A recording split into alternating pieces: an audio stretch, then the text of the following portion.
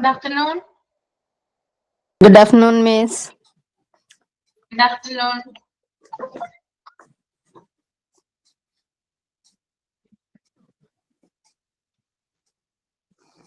All of you, good afternoon. Good afternoon. Prayer ആരാ ചെയ്യുന്നേ? Prayer.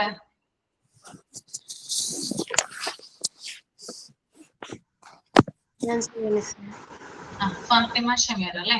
Okay. ഈശ്വര കൈകൂപ്പി നിൽപ്പു ഞാൻ നിൻ മുൻപിൽ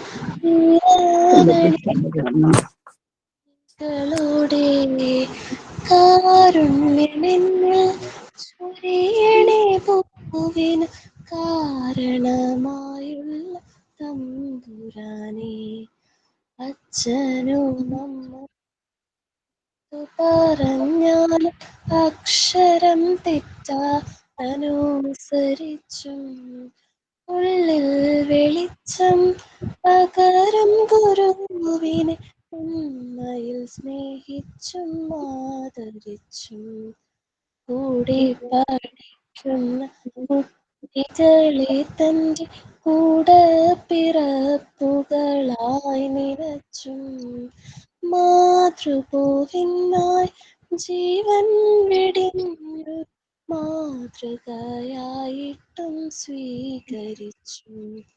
ഈശ്വര കൈകൂപ്പി നിൽപ്പു ഞാൻ നിൻ മുൻപിൽ ഈറനണിഞ്ഞ മിഴികളോടെ കാരുണ്യമെന്നിൽ ചൊരിയണേ പൂവിന് കാരണമായുള്ള തമ്പുരാനെ.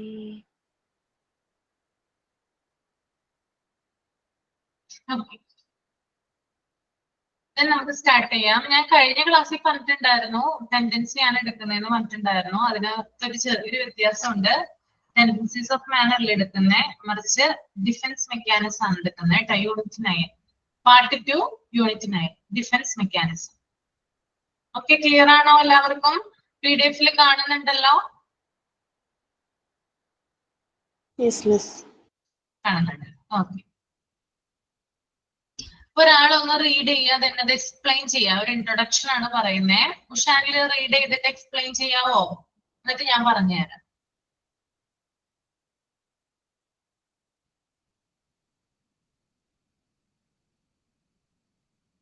ആരാ റീഡ് ചെയ്യാം? Okay, I will read. Okay. Defense mechanisms. Certain situations or factors intervene in the smooth development of the individual and cause acute emotional conflict and frustration. These conflicts and frustration endanger the individual's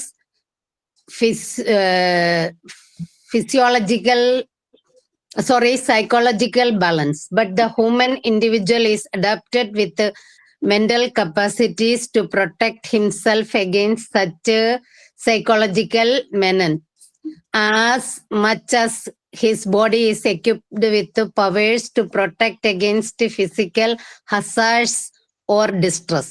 These protective devices are known as ego defense or defense mechanisms, or mental mechanisms or dynamisms. They are protective in that they help the individual to overcome threat to his ego. They lessen the distress brought by frustration and conflict. They ease one's failure, preserve inner harmony, and make the individual able to make adaptations to distressing experiences. There are a few special type or responses which make us feel better, which we use in keeping our self-respect or prestige that is being threatened by our frustrations or hindrances, which we cannot control. When these mechanisms come into action, the indication is that we are facing some problem of adjustment, or that some motivations have been obstructed and that we are trying to find out some way to solve our problem and mitigate our tensions. We shall see the important mechanisms which work in our daily life. These consists of compensation, rationalization, projection, identification, substitution, and sublimation, repression, negativism, and sympathies, withdrawal, and daydreaming of fantasy. Okay, Miss? Okay, എന്താ മനസ്സിലായത് ഷാനിലിന് വായിച്ചപ്പോ defence mechanism? ഇച്ചിരി tough തോന്നി miss, ഞാൻ ശ്രദ്ധിക്കാതെ അങ്ങ് വായിക്കുമായിരുന്നു. ആരെങ്കിലും defence മെക്കാനിസത്തെ കുറിച്ച് മുമ്പ് പഠിച്ചിട്ടുണ്ടോ?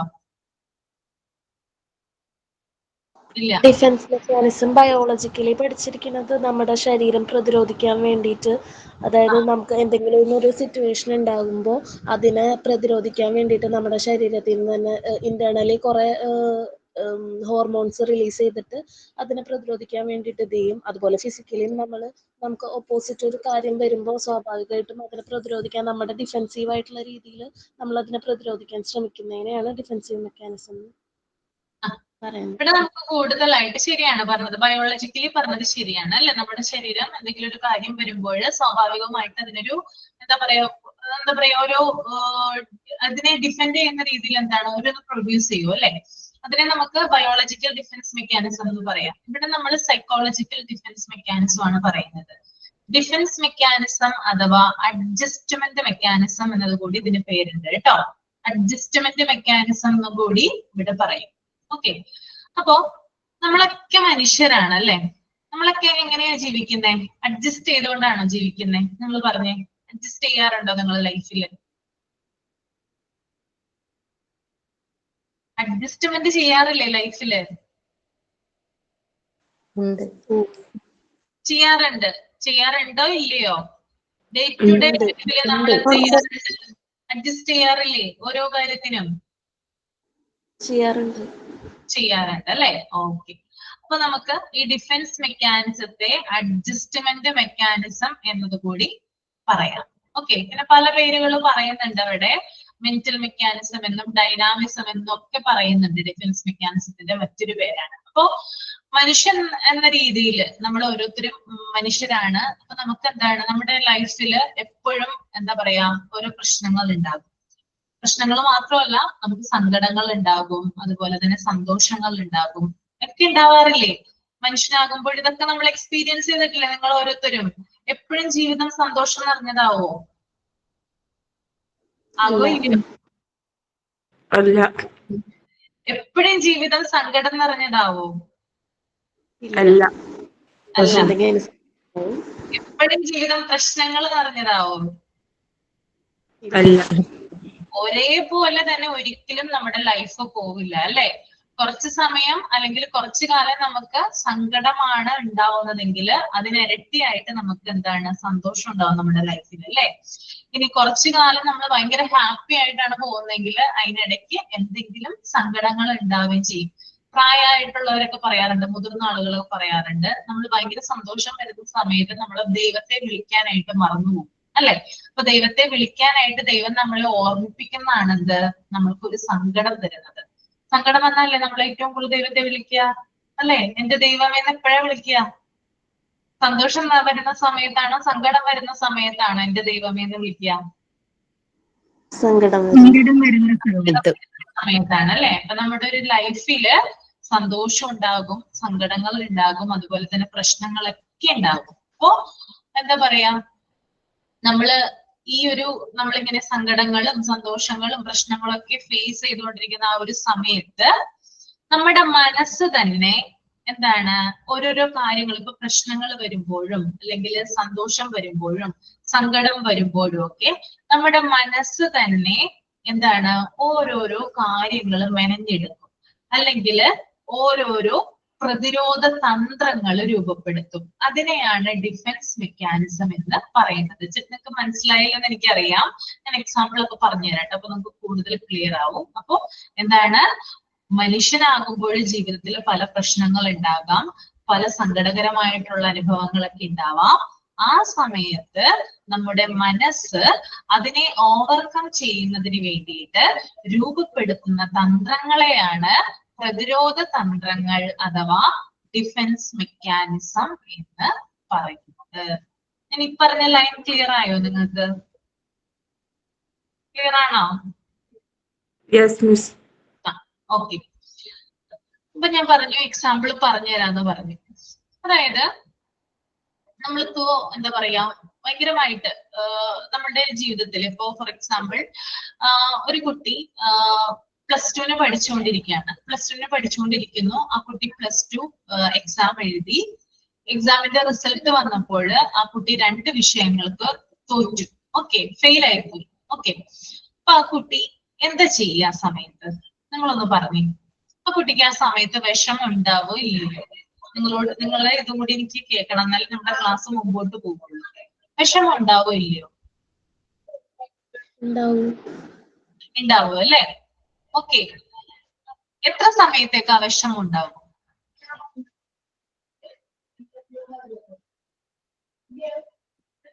എത്ര സമയത്തേക്ക് ഉണ്ടാവും?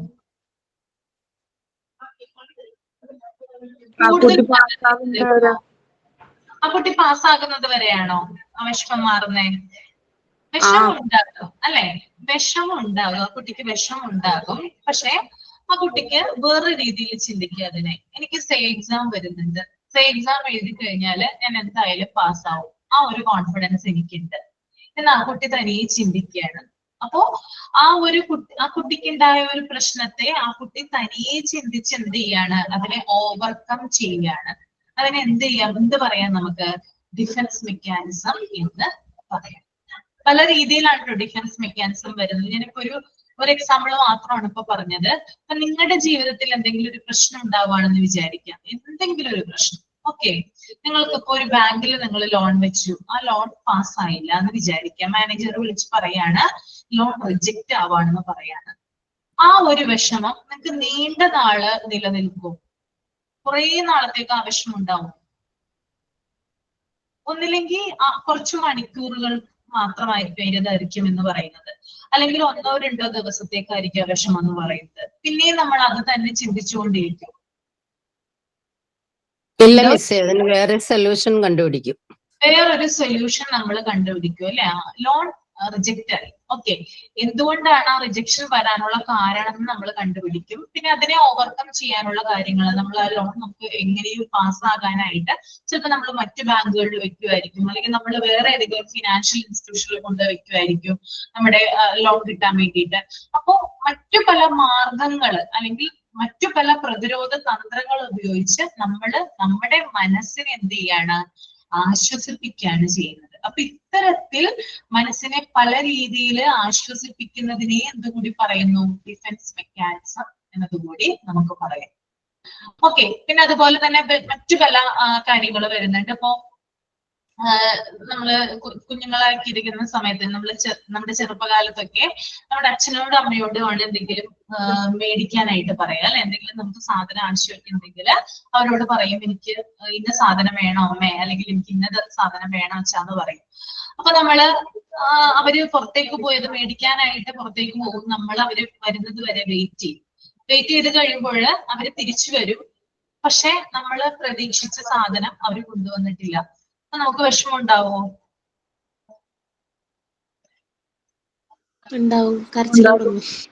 വിഷമം ഉണ്ടാവോ അല്ലെ?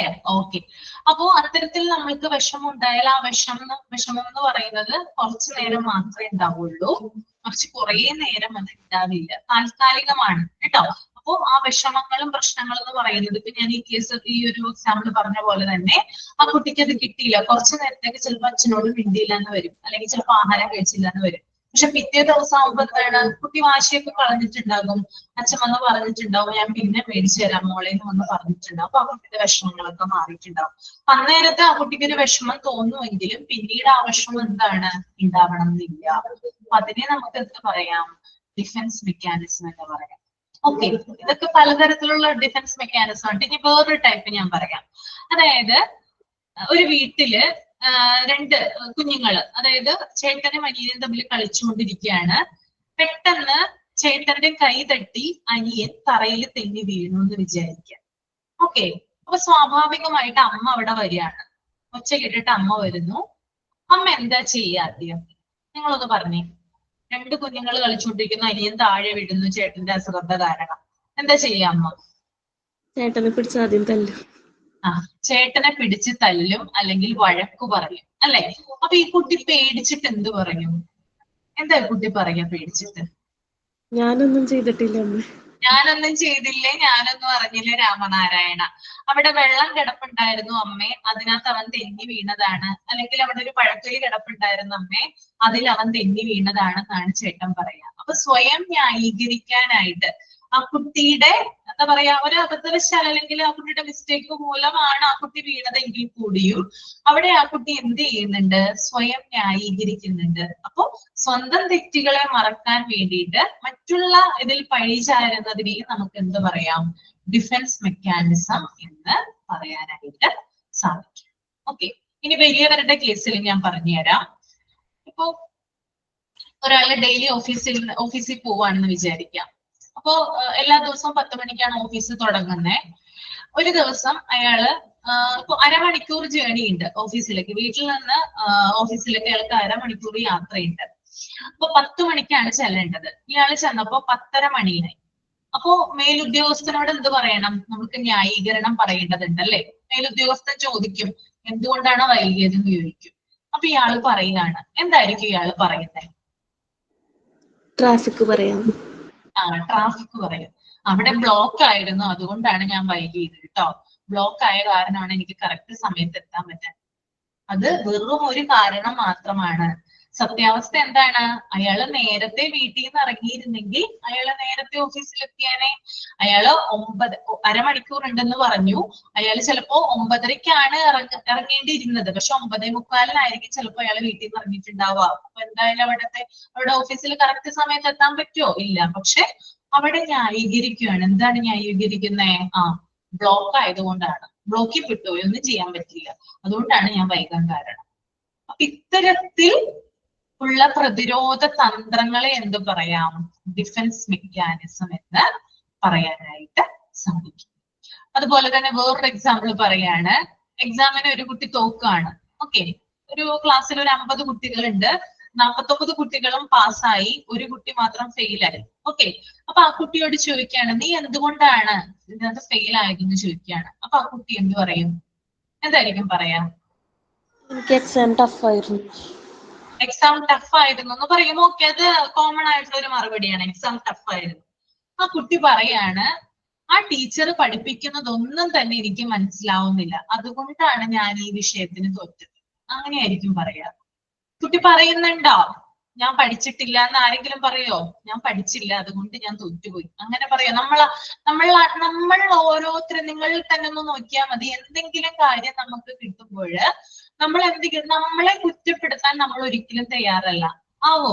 നിങ്ങൾ ആരെങ്കിലും അങ്ങനത്തെ ഉണ്ടോ? നമ്മളെ കുറ്റപ്പെടുത്തിയിട്ടുണ്ടോ എപ്പോഴെങ്കിലും? നമ്മളെ തന്നെ കുറ്റപ്പെടുത്താറുണ്ടോ? നമ്മൾക്ക് മറ്റുള്ളവരെ കുറ്റപ്പെടുത്താൻ ഭയങ്കര ഈസിയാണ്, പക്ഷെ നമ്മളെ കുറ്റപ്പെടുത്താൻ ഈസിയാണോ? നമ്മുടെ മനസ്സതിനെ സമ്മതിക്കാറുണ്ടോ? ഉണ്ടോ ഇല്ലയോ? നിങ്ങളൊന്ന് സ്വയം ചിന്തിച്ചു നോക്കി. ഡിഫൻസ് മെക്കാനിസം പഠിക്കുമ്പോൾ ഇക്കാര്യങ്ങളൊക്കെ ചിന്തിച്ചു നോക്കണം. നമ്മളെ കുറ്റപ്പെടുത്താറുണ്ടോ? മനസ്സിൽ കുറ്റം നമുക്ക് ഉണ്ടാകും, പക്ഷെ പുറമെ അത് ന്യായീകരിക്കും. അത് തന്നെ. മനസ്സിൽ ചിലപ്പോ നമ്മൾ തന്നെ ഇതാണ് പക്ഷെ നമ്മൾ എപ്പോഴും ന്യായീകരിക്കുക ചെയ്യുന്നത്. നമ്മുടെ കുറ്റം ഒന്നും ഉണ്ടാവില്ല. നമ്മളെ തന്നെ ന്യായീകരിക്കാനായിട്ട് ശ്രമിക്കുക ചെയ്യുന്നത് കേട്ടോ. അപ്പൊ അത്തരത്തിൽ നമ്മുടെ മനസ്സ് എന്ത് ചെയ്യുന്നുണ്ട്? ചില പ്രതിരോധ തന്ത്രങ്ങൾ രൂപപ്പെടുത്തുന്നുണ്ട്. ഇതിനെയാണ് ഡിഫൻസ് മെക്കാനിസം എന്ന് പറയുന്നത്. ഏകദേശം ധാരണ കിട്ടിയോ എന്താണ് ഡിഫൻസ് മെക്കാനിസം?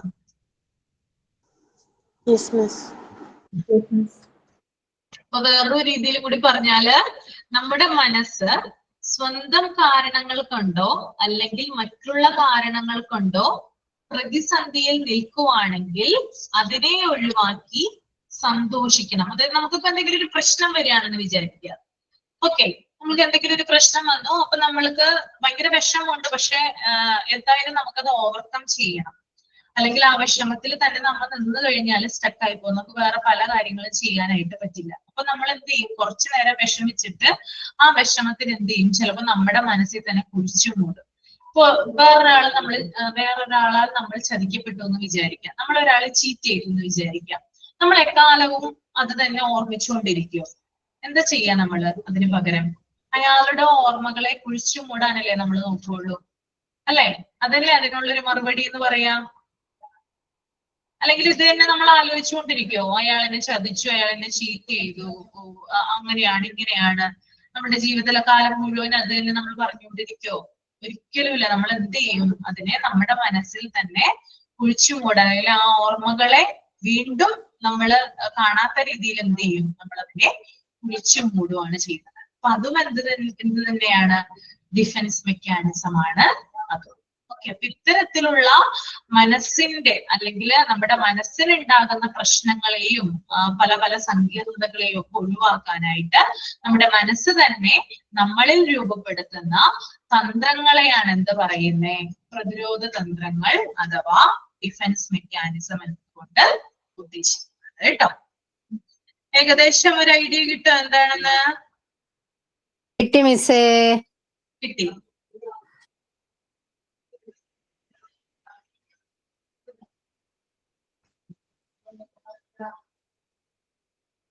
ഒന്ന് എഴുതിയെടുത്തോളൂ കേട്ടോ, മലയാളത്തിൽ ഞാൻ ഇതിന്റെ ഇൻട്രൊഡക്ഷനിൽ പറയുന്ന കാര്യങ്ങളാണ്, ഒന്ന് എഴുതിയെടുത്തോളൂ.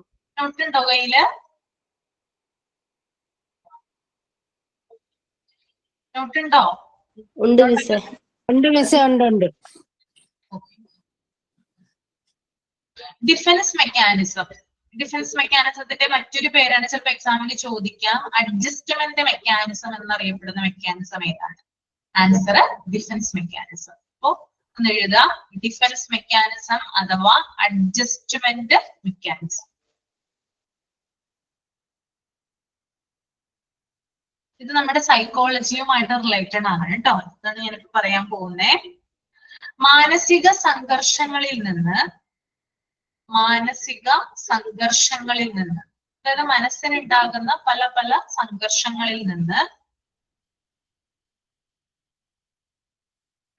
രക്ഷപ്പെടുന്നതിനോ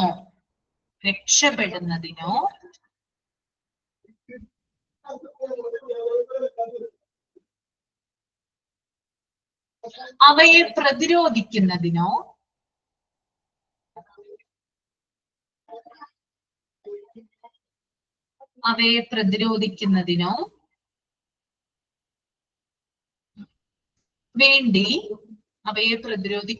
വേണ്ടി വ്യക്തികൾ സ്വീകരിക്കുന്ന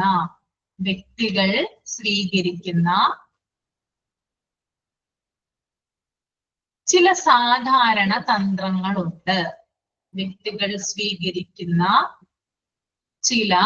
സാധാരണ തന്ത്രങ്ങളുണ്ട്.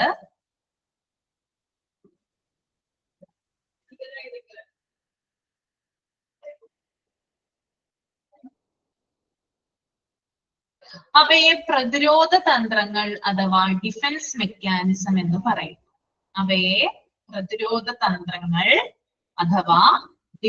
മെക്കാനിസം എന്ന് പറയും.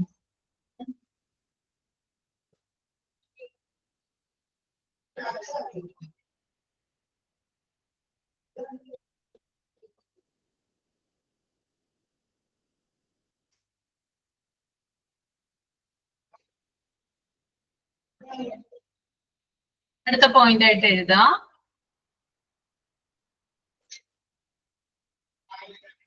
മാനസിക പ്രശ്നങ്ങളിൽ നിന്നും അപകടങ്ങളിൽ നിന്നും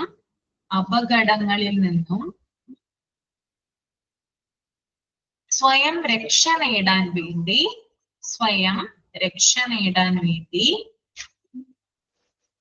വ്യക്തി അവലംബിക്കുന്ന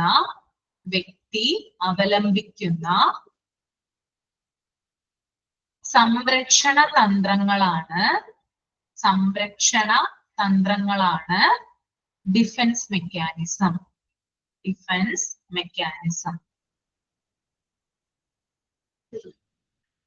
അടുത്ത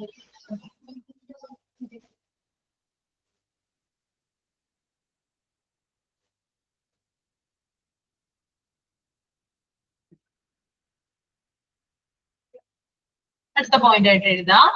മോഹഭംഗങ്ങൾ എന്ന് പറഞ്ഞാൽ എന്താണ്? നമുക്കൊരു ആഗ്രഹിച്ച കാര്യം നമുക്ക് കിട്ടിയില്ല, അപ്പൊ നമുക്ക് അവിടെ മോഹഭംഗം ഉണ്ടാവുക ചെയ്യുക. ഓക്കെ, നമ്മൾക്കിപ്പോ ഒരു മൊബൈൽ മേടിക്കണം എന്ന് വിചാരിക്കുകയാണ് നമ്മള്, പക്ഷെ ആ മൊബൈൽ മേടിക്കാനായിട്ട് നമ്മളെ കൊണ്ട് പറ്റുന്നില്ല, അപ്പൊ നമുക്ക് അവിടെ മോഹഭംഗമാണ് ഉണ്ടാവുന്നത് കേട്ടോ.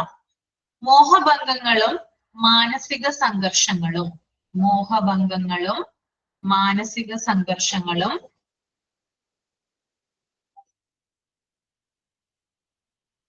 സൃഷ്ടിക്കുന്ന അസ്വസ്ഥതകളെ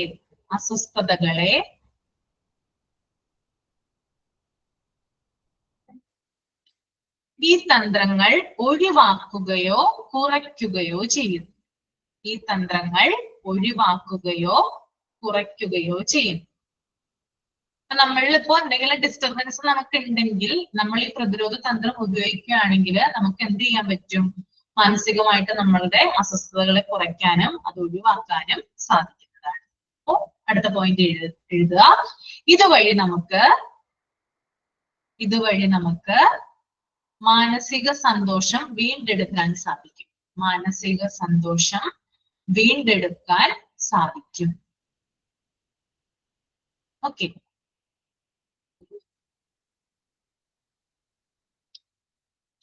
എല്ലാവർക്കും ക്ലിയർ ആയില്ലേ ഡിഫൻസ് മെക്കാനിസം എന്താണെന്ന്? ക്ലിയർ ആയല്ലേ?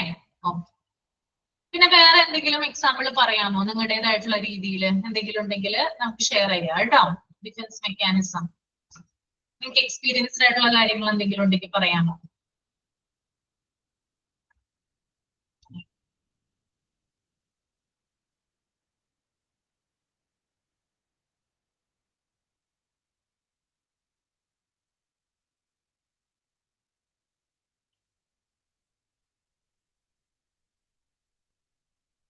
ഇല്ല.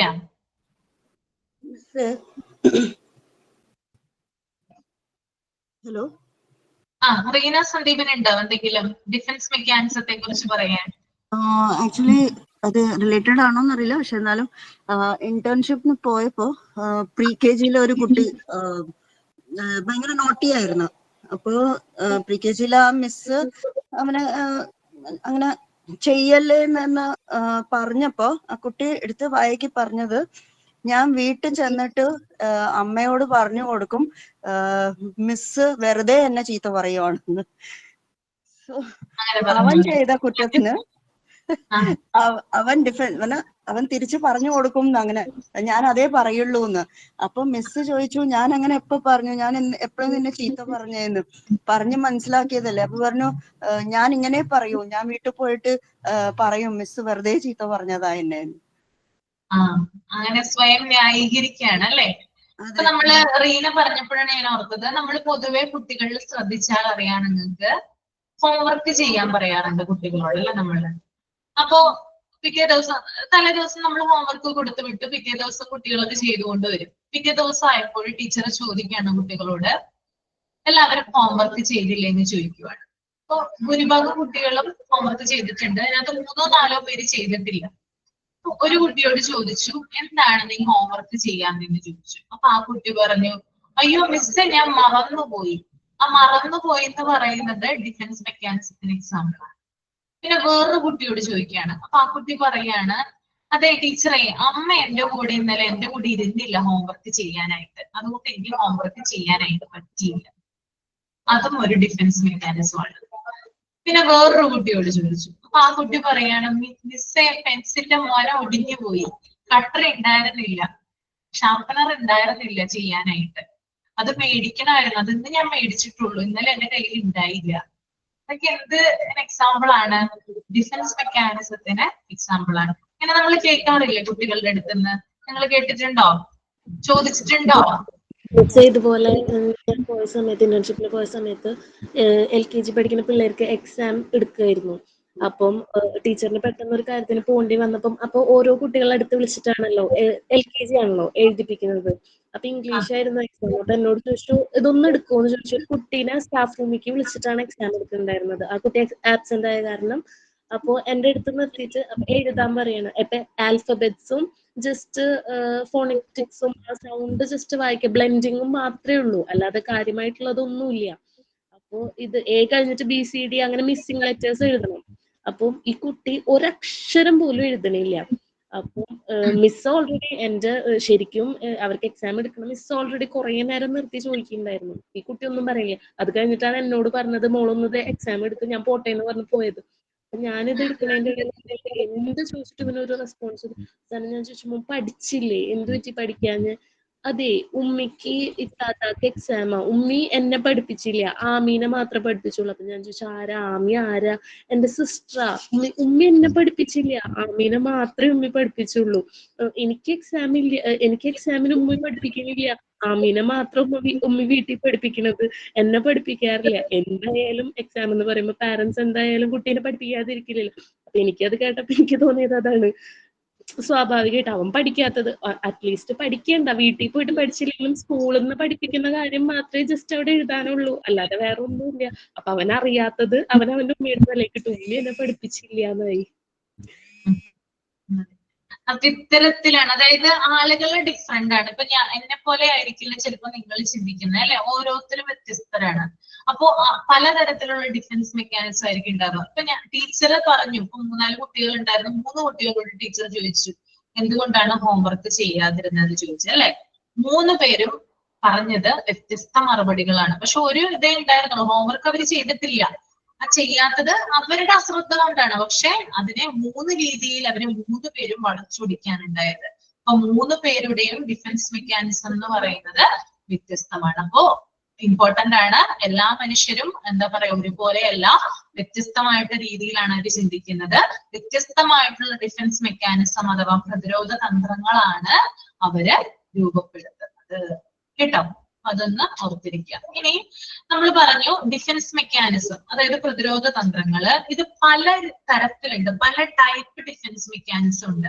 ഇവിടെ കൊടുത്തിട്ടുണ്ട് compensation, rationalisation, projection, identification, substitution, sublimation, repression, negativism and sympathism, withdrawal and daydreaming or fantasy. അപ്പൊ നമുക്ക് നോക്കാം എത്ര തരത്തിൽ അല്ലെങ്കിൽ എത്ര ടൈപ്പ് ഡിഫൻസ് മെക്കാനിസം ആണ് ഉള്ളത്.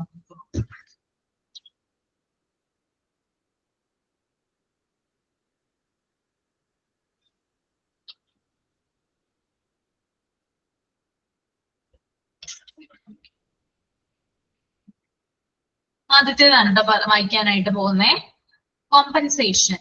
നിങ്ങൾക്ക് ഡൗട്ട് ഒന്നുമില്ലല്ലോ? ഡിഫൻസ് മെക്കാനിസം എല്ലാവർക്കും ക്ലിയർ ആയല്ലോ? ഒന്ന് തമ്പ് ചെയ്യാട്ടോ, ക്ലിയർ ആയിട്ടുള്ളവർ. എന്തെങ്കിലും ഡൗട്ട് ഉണ്ടെങ്കിൽ ചോദിക്കാം. ഓക്കെ ആണ്? ഓക്കെ. ഫസ്റ്റ് ടൈപ്പ് ഡിഫൻസ് മെക്കാനിസത്തിന്റെ പേരാണ് compensation. When an individual makes an attempt to compensate for a deficiency by directing his energies to some other aspects of his personality in which no deficiency exists, he is using the mechanism of compensation.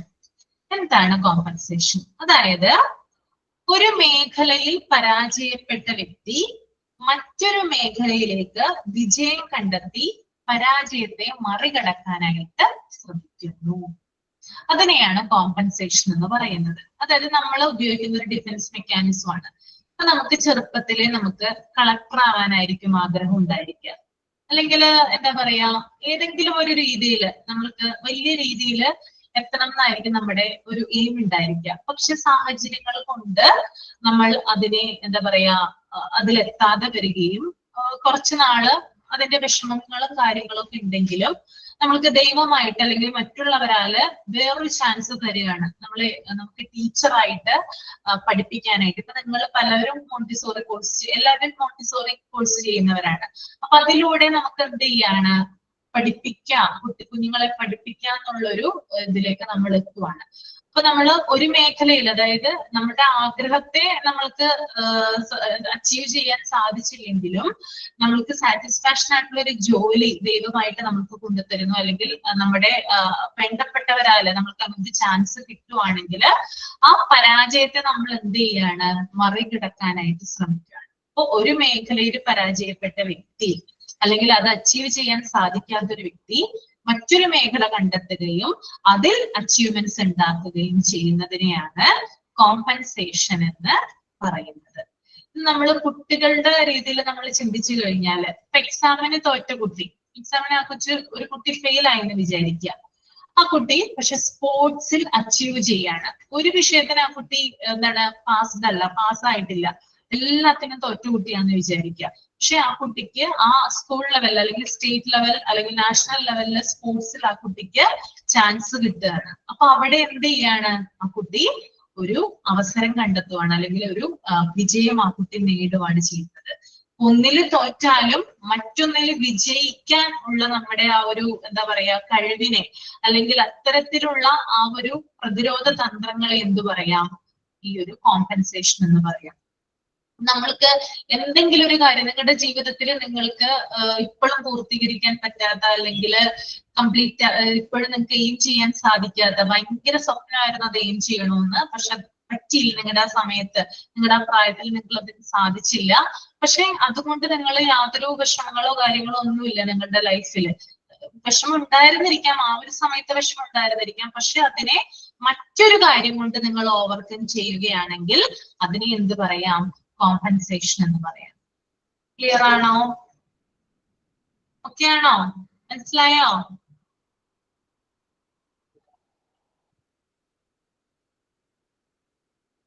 ഒരു example പറയാമോ? വേറെ എന്തെങ്കിലും നിങ്ങളുടെ തന്നെ ലൈഫിൽ വെച്ചിട്ട് പറയാം, experience ഉണ്ടെങ്കിൽ അത് പറയാം കേട്ടോ. കോമ്പൻസേഷൻ എന്ന് പറയുന്ന ഡിഫൻസ് മെക്കാനിസം നിങ്ങളുടെ ലൈഫിൽ നിങ്ങൾ ഉപയോഗിച്ചിട്ടുണ്ടോ? ഏതെങ്കിലും ഒരു മേഖലയിൽ പരാജയപ്പെട്ടിട്ട് പകരം മറ്റൊരു മേഖല കണ്ടെത്തി അതിനകത്ത് വിജയം കണ്ടെത്തിയിട്ടുണ്ടോ? ആരും ഒരു മേഖലയിലും എയിം ചെയ്തിട്ടില്ല, ഒന്നും കണ്ടെത്തിയിട്ടില്ലേ? ആരും ഒന്നും മിണ്ടുന്നില്ലല്ലോ. നമ്മൾ ഇത്തരത്തിലാണ് ഡിഫൻസ് മെക്കാനിസത്തെ പഠിക്കുന്നത് കേട്ടോ. മിണ്ടാതിരുന്നാൽ ശരിയാവില്ല. എന്തെങ്കിലും ഒരു എയിം ഉണ്ടായിരുന്നിരിക്കാം, ആ എയിം സാധിക്കാത്തവരുണ്ടാവും. ആ എയിമിന് പകരം മറ്റേതെങ്കിലും എയിം നേടിയിട്ടുണ്ടോ എന്നാണ് എന്റെ ചോദ്യം. മിസ്, എന്താ നമ്മള് ജീവിതത്തിൽ നമ്മൾ നേടിയെടുക്കുന്ന കാര്യങ്ങളല്ലേ ചോദിക്കുന്നത്? എന്തെങ്കിലും അതായത് ഒരെണ്ണത്തിന്റെ കുറവ് നികത്താണെങ്കിൽ മറ്റൊന്ന് കണ്ടെത്തുക എന്നുള്ളതാണ് ഇവിടെ പറയുന്നത്. അതെ, ഞാൻ ഡിഗ്രി ഫുള്ളാക്കാത്ത ഒരാളായിരുന്നു. വീണ്ടും ഞാൻ റിപ്പീറ്റ് ചെയ്തപ്പോ എഴുതിക്കൊണ്ടിരിക്കുന്നുണ്ട്. അത് നമുക്ക് പിന്നെ അതൊരു ആവശ്യമായി വന്നപ്പോ, ജോബിനൊക്കെ വേണ്ടി പുറത്തു പോകുമ്പോ എല്ലായിടത്തും ഡിഗ്രി ചോദിക്കുമ്പോ എനിക്കത് വീണ്ടും നേടിയെടുക്കണം എന്നുള്ള ഒരു ഇതിലെത്തി. ഇപ്പൊ സെക്കൻഡ് ഇയർ ഫുള്ള് പാസ്സായി, തേർഡ് ഇയറിലേക്കാണ്. അതിന്റെ ഒപ്പം തന്നെ ഇപ്പൊ TTC ടീച്ചറാവാൻ ഭയങ്കര ആഗ്രഹമായിരുന്നു. അതും നടന്നുകൊണ്ടിരിക്കുന്നു, ലക്ഷ്യത്തിലേക്ക് എത്താൻ പോകുന്നു എന്നുള്ളൊരു സന്തോഷം.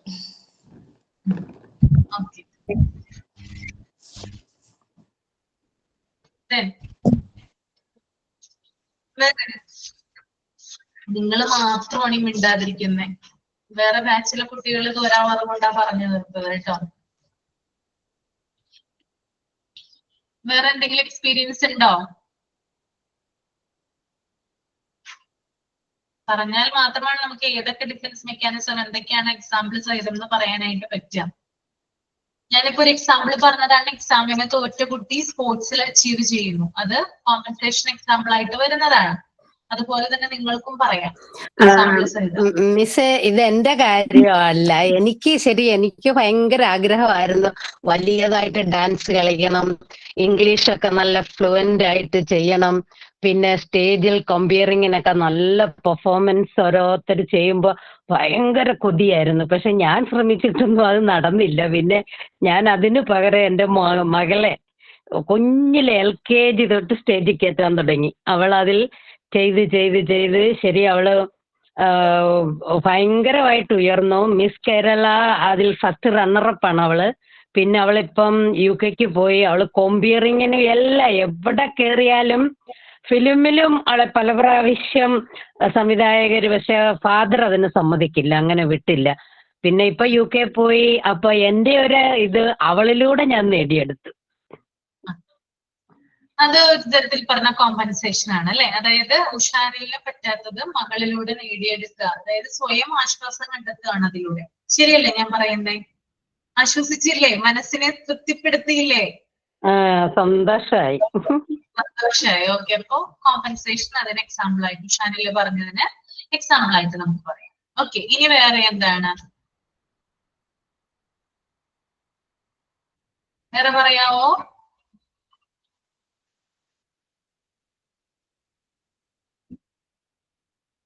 വേറെ എന്തെടുക്കാം നമുക്ക് കോമ്പൻസേഷൻ എക്സാമ്പിൾ ആയിട്ട്?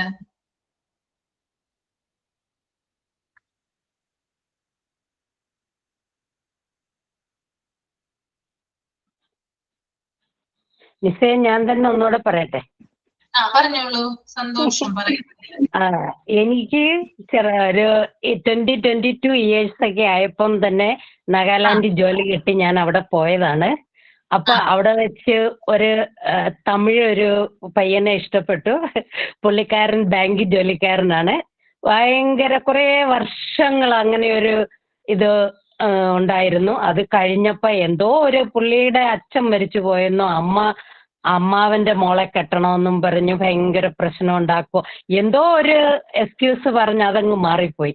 അതോടെ എനിക്ക് ഭയങ്കര ചലഞ്ചായിട്ട് ഞാൻ അത് എടുത്തു. എന്നിട്ട് ഞാൻ എന്തോ ചെയ്തു, അവിടെ തന്നെ പ്രിൻസിപ്പാളായിട്ട് ജോലി ചെയ്തിരുന്ന കേരളക്കാര് തന്നെ ഒരു ആളെ ഞാൻ കണ്ടുപിടിച്ച് അവിടെ വെച്ച് തന്നെ കല്യാണം നടത്തി അവന്റെ മുന്നിൽ കൂടെ പോയി. Okay okay. അതും കോമ്പൻസേഷൻ ആണ് കേട്ടോ. അതും കോമ്പൻസേഷൻ ആണ്. ഓക്കെ. വേറെ ആരെങ്കിലും പറയാനുണ്ടോ?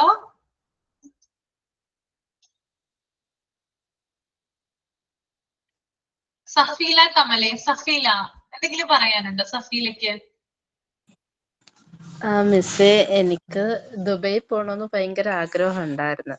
അപ്പോഴ് പിന്നെ അങ്ങനെ ആഗ്രഹിച്ചിരുന്നപ്പോ പിന്നെ കോവിഡ് ടൈം വന്നില്ലേ, അപ്പോഴ് ഞങ്ങൾക്ക് ഓൺലൈൻ ക്ലാസ് ആയിട്ട് മോന് കിട്ടിയായിരുന്നു ഓൺലൈൻ ക്ലാസ്. അങ്ങനെ അതൊരു പ്രതീക്ഷിക്കാത്തൊരു സംഭവമായിരുന്നു. അങ്ങനെ ഞങ്ങള് ദുബൈയിലൊക്കെ പോയി. ഇപ്പൊ കുറച്ചാള് പിന്നെയും ക്ലാസ്സുകൾ കിട്ടി. ഇനിയിപ്പോ കഴിഞ്ഞ വർഷം വന്നതേ ഉള്ളൂ. അങ്ങനെ അത് എനിക്ക് ഒരു സംഭവമായിരുന്നു. ആശിച്ചിട്ട് കിട്ടിയല്ലോ. അത് ആ കോവിഡ് ആ ടൈം വന്നോണ്ട്. അപ്പൊ അതേ ഉള്ളൂ മിസ്സേ. ഓക്കെ.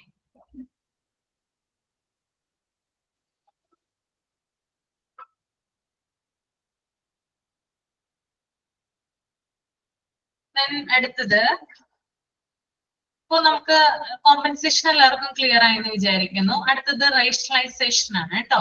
റേഷണലൈസേഷൻ എന്താണെന്ന് നോക്കാം. When something occurs that we find difficult to accept, then we will make up a logical reason why it has happened. That is, when people are unable to cooperate with the reasons they behave in particular ways, they protect themselves by creating self-justifying explanations for their behavior. This is rationalization. It is one of the most famous mechanisms. The individual who has been frustrated or who cannot solve the problem in a successful manner and consequently feels discomfort and restless attempts to reduce his feeling of anxiety and guilt by using this device. അപ്പൊ മറ്റൊരു defence മെക്കാനിസത്തിന്റെ പേരാണെന്ത്? Rationalisation എന്ന് പറയുന്നത്. ചുരുക്കി ഞാൻ പറയാം, ശ്രദ്ധിച്ചിരിക്കണം. പരാജയങ്ങൾ നടക്കുന്ന സമയത്ത് തെറ്റായ ന്യായീകരണം കണ്ടെത്തി ആശ്വാസങ്ങൾ നൽകും. പരാജയങ്ങൾ, അതായത് നമ്മളിപ്പോ ഫെയിലിയർ ആവുകയാണെങ്കിൽ അതിന് തെറ്റായിട്ടുള്ള ന്യായീകരണങ്ങൾ കണ്ടെത്തി ആശ്വാസം നൽകുന്നതിനെയാണ് റേഷണലൈസേഷൻ എന്ന് പറയുന്നത്. നമ്മൾക്ക് എന്തെങ്കിലും ഒരു പരാജയം സംഭവിച്ചു, നമ്മളിപ്പോ ലൈഫിൽ ഏതെങ്കിലും ഒരു വിഷയത്തില് ഏതെങ്കിലും ഒരു സമയത്ത് നമ്മൾ ഫെയിലിയർ ആയെന്ന് വിചാരിക്കുക. ആ ഫെയിലിയറിന് കാരണം, കറക്റ്റ് ആയിട്ടുള്ള കാരണം നമ്മൾ പറയാതെ തെറ്റായിട്ടുള്ള ന്യായീകരണമാണ് നമ്മൾ മറ്റുള്ളവരോട് പറയുന്നതെങ്കിൽ അതിനെ എന്ത് പറയാം? റേഷണലൈസേഷൻ എന്ന് പറയാം. എക്സാമ്പിൾ ആയിട്ട് എക്സാമിന് തോറ്റ ഒരു കുട്ടി ക്വസ്റ്റ്യൻ പേപ്പർ ടഫ് ആയതുകൊണ്ടാണ് താൻ എക്സാമിന് തോറ്റത്, പഠിക്കാത്തത് കൊണ്ടല്ല എന്ന് പറയുന്നു. ഒരു എന്താ പറയാ, എക്സാം കഴിഞ്ഞു, എല്ലാവരും എക്സാം നല്ലതാണെന്ന് പറയുന്നു. പക്ഷെ ഈ കുട്ടിയോട് ചോദിച്ചപ്പോ ഈ കുട്ടി പറയാണ് എക്സാം ടഫ് ആയിരുന്നു, എന്താണ് ഈ ടഫ് ആവാൻ കാരണം എന്ന് ചോദിച്ചു. അതായത് എന്തുകൊണ്ടാണ് പഠിക്കാത്തതുകൊണ്ടാണോ അല്ലെങ്കിൽ വേറെ എന്തെങ്കിലും റീസൺ കൊണ്ടാണോ എന്ന് കുട്ടിയോട് ചോദിച്ചപ്പോ കുട്ടി പറയാണ് ക്വസ്റ്റ്യൻ ഇട്ട ആള് ഭയങ്കര കടുകട്ടിയായിട്ടാണ് ക്വസ്റ്റ്യൻ ഇട്ടിരിക്കുന്നത്, അതുകൊണ്ടാണ് തനിക്ക് മര്യാദയ്ക്ക് എഴുതാൻ പറ്റാത്തതും താൻ ആ പരീക്ഷയ്ക്ക് തോറ്റതും. കുട്ടി പഠിക്കാത്തതിന്റെ കാരണം അവിടെ ആ കുട്ടി മിണ്ടുന്നേ ഇല്ല. അപ്പൊ തെറ്റായ ന്യായീകരണങ്ങളാണ് ഇവിടെ നടക്കുന്നത് കേട്ടോ. ഓക്കെ, പിന്നെ വേറെ നമുക്ക് എന്ത് പറയാം എക്സാമ്പിൾ ആയിട്ട്? മാം, ഇപ്പോൾ യൂത്ത് ഫെസ്റ്റിവലിന് എല്ലാവർക്കും ഒരുപോലെ പ്രൈസ് കിട്ടില്ലല്ലോ. അപ്പം കഴിവുള്ളവർക്കാണല്ലോ ഫസ്റ്റ് പ്രൈസ് കിട്ടുക. അപ്പൊ ചില കേസസിൽ, എല്ലാ കേസസിലല്ല, ചില കേസസിൽ പറയും ഫസ്റ്റ് കിട്ടിയ കുട്ടി ജഡ്ജിനെ സ്വാധീനിച്ചിട്ടാണ് ആ ഫസ്റ്റ് പ്രൈസ് കിട്ടിയത്. അല്ലാതെ എന്റെ കഴിവുകേടല്ല, ആ കുട്ടിക്ക് കഴിവൊന്നും ഇല്ല കാര്യമായിട്ട്, പക്ഷെ ആ കുട്ടി ജഡ്ജിനെ സ്വാധീനിച്ചിട്ടായിരിക്കാം ആ കുട്ടിക്ക് ഫസ്റ്റ് പ്രൈസ് കിട്ടിയത്. സ്വാഭാവികമായിട്ട് എപ്പോഴും കേൾക്കണ ഒരു കാര്യമാണ്. അതെ, അതൊരു ഡിഫൻസ് മെക്കാനിസം ആണ്. പിന്നെന്ത് പറയാം നമുക്ക്?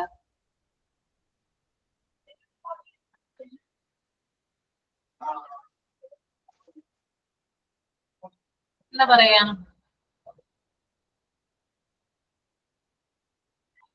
നേരത്തെ ഞാൻ പറഞ്ഞ കാര്യം പറഞ്ഞൂടെ?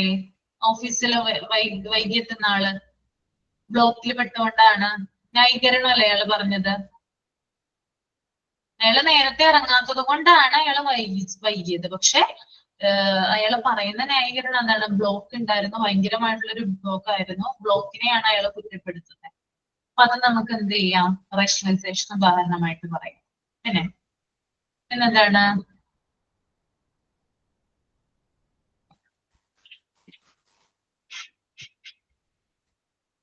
ഏതെങ്കിലും എക്സാമ്പിൾ പറയൂ, ആലോചിച്ചിട്ട് പറയൂ. റേഷണലൈസേഷൻ നിങ്ങൾക്ക് സാഹചര്യമായിരിക്കും തരുന്നത് കേട്ടോ. അപ്പൊ കൂടുതൽ എക്സാമിന് ചോദിക്കുമ്പോൾ ചില സിറ്റുവേഷൻസ് നിങ്ങൾക്ക് തരും. അപ്പൊ എന്നിട്ട് അത് ഏത് ഡിഫൻസ് മെക്കാനിസം ആണെന്ന് ചോദിക്കാം. അങ്ങനെയാണ് ക്വസ്റ്റ്യൻ വരിക കേട്ടോ. അല്ലാണ്ട് ഇതേപടി എന്ത് ചെയ്യില്ല, കോപ്പി പേസ്റ്റ് ഒരിക്കലും ചെയ്യില്ല.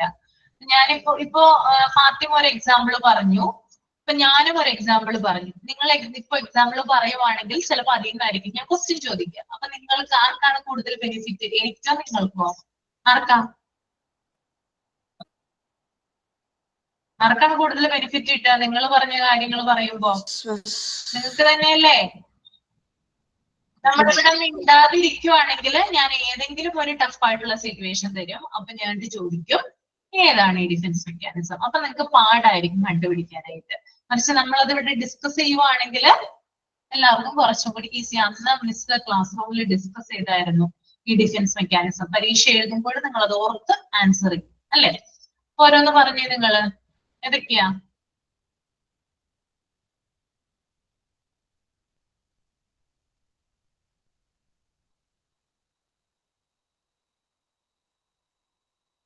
മിസ്സേ ഒന്നുകൂടെ പറഞ്ഞോട്ടെ. പറഞ്ഞോ ഫാത്തിമ, പറഞ്ഞോ. ഞാൻ പോയപ്പോൾ സ്കൂളിൽ ഇങ്ങനെ യെല്ലോ ഡേ സെലിബ്രേഷൻ നടത്താനായിട്ട് തീരുമാനിച്ചിട്ടുണ്ടായിരുന്നു. അപ്പം അത് പിന്നെ പിറ്റേ ദിവസം തന്നെ പിള്ളേർക്ക് അവരിനി ഫസ്റ്റ് ഗ്രേഡിലോട്ട് പോകുന്ന കാരണം അവർക്ക് സെൻഡ് ഓഫ് പോലെയും വെച്ചിട്ടുണ്ടായിരുന്നു, ക്ലാസ് പാർട്ടി പോലെയും വെച്ചിട്ടുണ്ടായിരുന്നു. അപ്പൊ 2 ദിവസം അടുപ്പിച്ച് കളർ ഇടണ്ടാന്ന് പറഞ്ഞിട്ട് ഈ യെല്ലോ ഡേ സെലിബ്രേഷൻ പോസ്റ്റ്പോൺ ചെയ്തു. അപ്പം നോട്ടിഫിക്കേഷൻ ഗ്രൂപ്പിൽ ഇട്ടത് ലാസ്റ്റ് രാത്രിയായിരുന്നു. അപ്പൊ പിറ്റേ ദിവസം സ്കൂളിൽ വന്ന സമയത്ത് 2 കുട്ടികൾ മാത്രം യെല്ലോ ഡ്രസ് ഇട്ടിട്ട് വന്നിരിക്കുക. ബാക്കി എല്ലാവരും പ്രോപ്പർ യൂണിഫോമിലാണ്, 2 കുട്ടികൾ മാത്രം യെല്ലോ കളർ ഡ്രസ് ഇട്ടിട്ട് വന്നിരിക്കുക. അപ്പൊ പാരന്റ്സിനെ വിളിച്ചപ്പോ പറഞ്ഞു, നിങ്ങൾ രാത്രിയല്ലേ ആ മെസ്സേജ് നോട്ടിഫിക്കേഷൻ ഗ്രൂപ്പിൽ ഇട്ടത്, അപ്പൊ ഞങ്ങൾ ആരും അത് നോക്കിയില്ല, അത് അവരുടെ മിസ്റ്റേക്ക് ആണ്, അത് വെറുതെ ടീച്ചേഴ്സിന്റെ തലയിൽ വെച്ചിട്ട് നിങ്ങൾ രാത്രി അത് ഇട്ടത് കാരണമാണ് ഞങ്ങൾ അത് കാണാതിരുന്നത്, അല്ലാതെ ഞങ്ങളുടെ മിസ്റ്റേക്ക് അല്ല, അത് നിങ്ങൾ നേരത്തെ ഇടണ്ടിയിരുന്നു എന്ന് പറഞ്ഞിട്ട് ആ ഒരു ഇതിന്ന് അവർ എസ്കേപ്പ് ആവാൻ നോക്കും. അത് ഒരു ഡിഫെൻസീവ് മെക്കാനിസം അല്ലേ.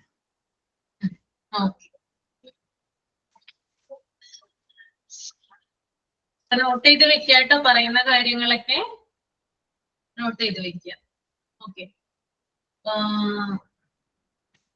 നിങ്ങൾക്ക് ഇതിന് എക്സാമ്പിൾസ് കണ്ടുപിടിച്ചു കൊണ്ടുവരാൻ പറ്റുമോ അടുത്ത ക്ലാസ്സില്? പിന്നെ 2 ഡിഫൻസ് മെക്കാനിസം ആണ് പറഞ്ഞത്. കോമ്പൻസേഷൻ പറഞ്ഞു, റേഷണലൈസേഷൻ പറഞ്ഞു. എക്സാമ്പിൾ കണ്ടുപിടിക്കാൻ പറ്റുമോ? ഓരോരുത്തരായിട്ട് കണ്ടെത്തി വരുമോ? വരാം മിസ്സേ. ആ ഓക്കെ. എത്ര എക്സാമ്പിൾ കണ്ടെത്തും? അപ്പോ ഒരു 5 എക്സാമ്പിൾ.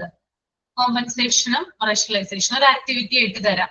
ഞാനിത് അസൈൻമെന്റ് ആയിട്ട് തരാം നിങ്ങൾക്ക്. അസൈൻമെന്റ് തരുന്നത് നമ്മുടെ ഈ ചാപ്റ്റർ തീർന്നതിന് ശേഷം ഞാനത് അസൈൻമെന്റ് തരാം കേട്ടോ. ഓക്കെ, ഇത് നിങ്ങൾ ആക്ടിവിറ്റി ആയിട്ട് ചെയ്ത് വെക്കുക. 5 എണ്ണം. അപ്പൊ കോമ്പൻസേഷൻ ഉണ്ടെങ്കിൽ കോമ്പൻസേഷന്റെ 5 എക്സാമ്പിൾ, റേഷണലൈസേഷൻ ആണെങ്കിൽ അതിന്റെ 5 എക്സാമ്പിൾ.